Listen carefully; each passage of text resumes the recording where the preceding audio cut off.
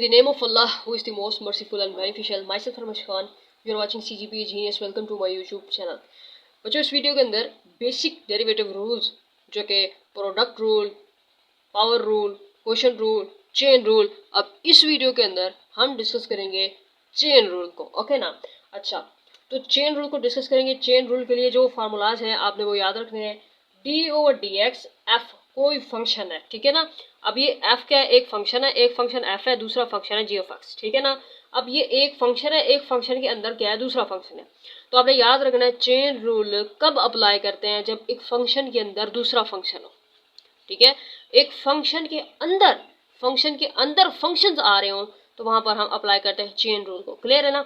अच्छा, तो ये एक फंक्शन था, अब यहाँ पर डेरिवेटिव ले रहे हैं किसका? एफ फंक्शन का विद रिस्पेक्ट टू एक्स, ठीक है। अब ये एक फंक्शन है, इस फंक्शन का डेरिवेटिव लेंगे और इसके अंदर मौजूद एक और फंक्शन है, इसका भी डेरिवेटिव लेना है। तो उसका प्रोसेस ये है, सबसे पहले आपने एफ फंक्शन का डेरिवेटिव लिया और अंदर वाले फंक्शन को एज इट इज लिखा, उसके बाद आपने अंदर वाले फंक्शन का डेरिवेटिव लेना है। क्लियर है ना बात। दूसरा फार्मूला ये होता है कि अगर आपके पास जो ना पावर रूल, ठीक है, पावर रूल में ये होता है कि यहाँ पर जो पावर रूल होता है ना बच्चे, इसके अंदर ये है कि अगर आप d/dx, ठीक है, आप खुल जा, तो यहाँ पर जो है d/dx, ठीक है, पावर रूल में यह है कि x की पावर n, ठीक है। ओके, तो यहाँ पर पावर रूल में होता ये है कि आप पावर को पहले ले आते हो, उसके बाद आप माइनस कर देते हो पावर में से, ऐसे, ठीक है ना। अच्छा, तो यहाँ पर देखें ये पावर रूल, अब यहाँ पर देखें ये ब्रैकेट में आया हुआ है ना बच्चे, ठीक है, ये ब्रैकेट में, यहाँ ब्रैकेट में आया हुआ है, इसका मतलब यहाँ पर जो है पहले लगेगा पावर रूल, ठीक है, पावर आ जाएगी पहले और इस पावर में से एक कर देंगे माइनस, फिर इस इनर फंक्शन का हमने लेना है डेरिवेटिव, ठीक है ना बच्चे। तो ये चीज है ना। देखा जाए तो यहाँ पर है d/dx और यहाँ पर कोई और फंक्शन आया हुआ है u, ठीक है ना, यहाँ पर कोई और फंक्शन आया हुआ है u, ठीक है। तो इसलिए हमने यहाँ पर क्या किया है, पावर रूल लगेगी, उसके साथ हमने इसका इनर डेरिवेटिव लेना होगा। तो इन फार्मूलाज को आपने याद करना है और इन्हीं फार्मूलाज को देखते हुए हमने क्या करना है, एग्जाम्पल्स को सोल्व करना है, ठीक है। तो इस तरह से हमारा जो चेन रूल है वो हमारे लिए आसान हो जाएगा। तो प्यारे बच्चों, एग्जाम्पल नंबर 1 देखते हैं। d/dx, ठीक है, कोई फंक्शन है, any function with respect to x, हमने क्या करना है, इसका डेरिवेटिव लेना है। तो यहाँ पर कौन सा लगेगा? पावर रूल लगेगा। ये पावर है, पावर पहले आ जाएगी, ठीक है। इनर फंक्शन को एज इट इज लिखेंगे, उसके बाद इस इनर फंक्शन का दोबारा से क्या करेंगे, डेरिवेटिव लेंगे। सो बच्चे यहाँ पर मैं लिखूंगी, ये मेरे पास 4 पावर है, पहले आ जाएगी, उसके बाद 4x + 3 पावर में से एक माइनस कर देंगे, ठीक है। उसके बाद हमारा जो है इसका इनर डेरिवेटिव, इनर फंक्शन का डेरिवेटिव जब लेंगे तो ये आपके पास 4x with respect to x derivative ले रहे हैं तो ये 1 हो जाएगा।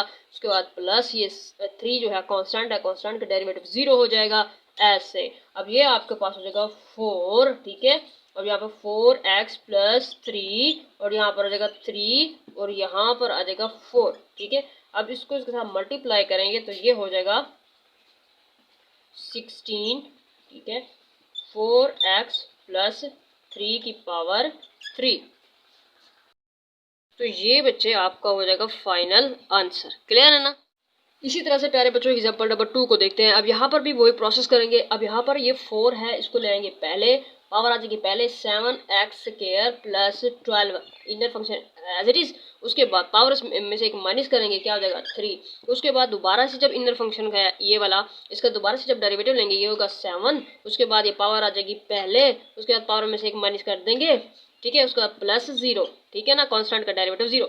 अब ये हो जाएगा 4, ठीक है, 7x² + 12 की पावर 3 और यहाँ पर क्या है, यहाँ पर हो जाएगा 7 × 7 = 2 × 14 14x, बस। ओके, इसको इसके साथ करेंगे जी मल्टीप्लाई 14 को 4 के साथ, ठीक है। अगर पहाड़े आते हो तो ये होता है 56x, ठीक है, 7x² + 12 की पावर 3, ये हो जाएगा फिर आपका फाइनल आंसर, ठीक है।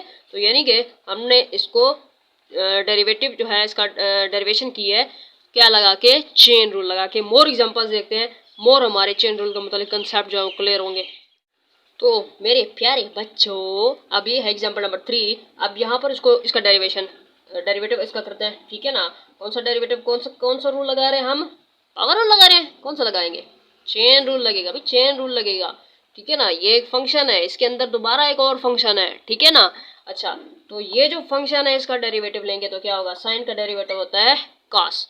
जब मैंने इसका डेरिवेटिव लिया तो इसको लिखना है, मैंने इनर फंक्शन को लिखना है एज इट इज। अब ये इनर फंक्शन का जब दोबारा से डेरिवेटिव लेंगे तो वो हो जाएगा 2x, ओके ना। तो अब इसको तरतीब से लिखेंगे तो ये हो जाएगा 2x cos x स्क्वायर, ये हो जाएगा आंसर। तो प्यारे बच्चों, एग्जाम्पल नंबर 4, ठीक है ना।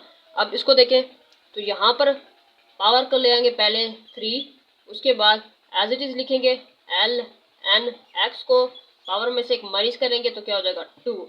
इनर डेरिवेटिव इसका लेंगे, एल एन एक्स का होता है 1/x, ठीक है।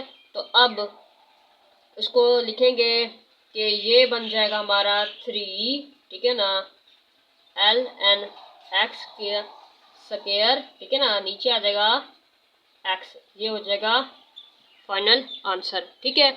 अब इसको देखें तो इसको बच्चे अब ये अंडर रूट की फॉर्म में इसको हम लिख सकते हैं ऐसे कि ये जो है बराबर है हमारे पास d/dx, ठीक है, ये हमारे पास बराबर है, इसको हम लिख सकते हैं x की पावर 3 - 3 अंडर रूट को स्क्वायर रूट को लिख सकते हैं 1/2। अब इसको आसानी से हम डेरिवेट कर सकते हैं, ठीक है ना। अब पावर रूल लगाएगा, पावर रूल लगाएंगे तो यहाँ पर पावर पहले आ जाएगी 1/2, इसको एज इट इज लिखेंगे x की क्यूब -3, इसमें से माइनस करेंगे ना तो -1/2, 1/2 में से माइनस करोगे 1 को तो -1/2 आएगा। उसके बाद अब दोबारा से जब इसका डेरिवेटिव लेंगे इनर फंक्शन का तो ये हो जाएगा 3x स्क्वायर, ओके ना। कांस्टेंट 3 है तो इसको कांस्टेंट का डेरिवेटिव 0।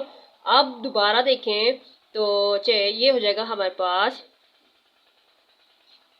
चले ये हमारे पास है जी 3x स्क्वायर, ये है जी। उसके बाद ऐसे ये जो 2 है आ गया यहाँ पर, ये जो है ये नीचे आएगा तो हो जाएगा x, ये 3 - 3, इसकी जो पावर है हो जाएगी पॉजिटिव। सो उसको क्वेश्चन हमारा अंडर रूट में था तो उसको आंसर भी अंडर रूट में देंगे तो ये हो जाएगा 2√x की पावर 3 - 3, ये फिर हमारा फाइनल आंसर हो जाएगा। एग्जाम्पल नंबर 6 को देखते हैं बच्चे। अब यहाँ पर ये देखें, अब इसको लिख सकते हैं हम, इसको लिख सकते हैं इज इक्वल टू d/dx, ठीक है। इसको मैं ऊपर लेके जाऊंगी तो ये हो जाएगा x स्क्वायर प्लस 5 और ये -3, ठीक है। ऐसे क्यों किया मैंने, क्योंकि ताकि हम आसानी से पावर रूल जो लगता है उसको लगा लें, ठीक है ना, चेन रूल में, ठीक है। पावर रूल पहले लगेगा और यहाँ पर पावर है तो पावर रूल लगेगा चेन रूल में, तो ये हो जाएगा -3 पावर पहले आती है, उसके बाद x स्क्वायर प्लस 5 पावर में से एक माइनस करेंगे, -3 -1 -4, फिर उसके बाद जो इनर डेरिवेटिव लेंगे इसका तो ये हो जाएगा 2x, ओके ना। तो अब ये हो जाता है हमारे पास, अब ये है जी -3, इसके साथ मल्टीप्लाई करेगा तो क्या हो जाएगा -6x, इसको नीचे लेके आओ x स्क्वायर प्लस 5 की पावर 4 पॉजिटिव में, ठीक है ना। तो ये हमारा फाइनल आंसर है। यहाँ पर देख लेते हैं तो यहाँ देखें एक फंक्शन है साइन d/dx, फंक्शन साइन एक फंक्शन, टेन दूसरा फंक्शन, उसके अंदर एक और तीसरा फंक्शन है। अब पहले सबसे पहले इसका इस फंक्शन का डेरिवेटिव लेंगे, साइन का फंक्शन साइन का डेरिवेटिव कॉज, उसके बाद इन सबको लिखना है एज इट इज, ठीक है ना। तो मैंने लिख दिया एज इट इज 10x की पावर 4 ऐसे, ओके ना।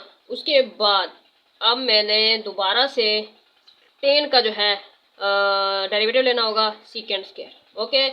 उसके बाद इसको लिखना होगा एज इट इज, फिर दोबारा से इसका जो है डेरिवेटिव लेना होगा, ठीक है। तो इसका डेरिवेटिव जब लेंगे तो 4x की 4 - 1 3, इसको अब लिख लेंगे cos 10x की पावर 4, उसके बाद सीकेंड स्क्वायर x की पावर 4, उसके बाद 4x की पावर 3 बस इसको डेरिवेट करना था, डेरिवेशन हमने इसकी कर ली है। आई थिंक सो आपको जो चेन रूल है वो अच्छे से समझ आ गया होगा कि एक फंक्शन के अंदर जब एक फंक्शन होता है, ठीक है ना, तभी हम चेन रूल लगाते हैं, ठीक है ना। तो जो मैंने पहले पहले आप लोगों को फार्मूले बताए हैं, फार्मूले आपने याद करने हैं, उन्हीं फार्मूलाज के थ्रू कोई भी क्वेश्चन हो तो हम उसको सोल्व करते हैं, ठीक है जी। तो आपकी फरमाइश पे मैंने चेन रूल वाली जो वीडियो थी उसको मैंने बना ली है। नेक्स्ट कौन सा लेक्चर होना है वो आप कमेंट सेक्शन में बता सकते हो।